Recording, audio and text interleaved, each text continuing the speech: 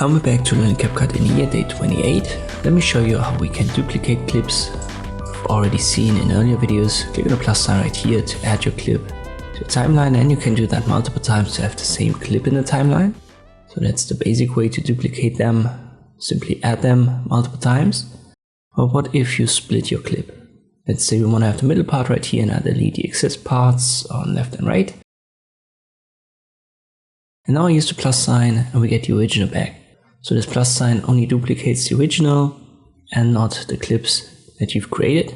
If you just want to have this portion copied, simply right click on it, then use copy.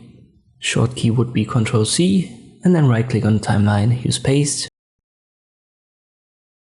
And the easiest way to copy clips in CapCut would be to hold Alt on your keyboard and then left click drag a copy out of whatever you want to have copied.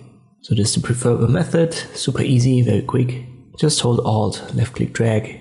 This works on video, images and audio files. And this is how you can duplicate clips in CapCut. Hope this video was helpful, thank you for watching and I'll see you next time.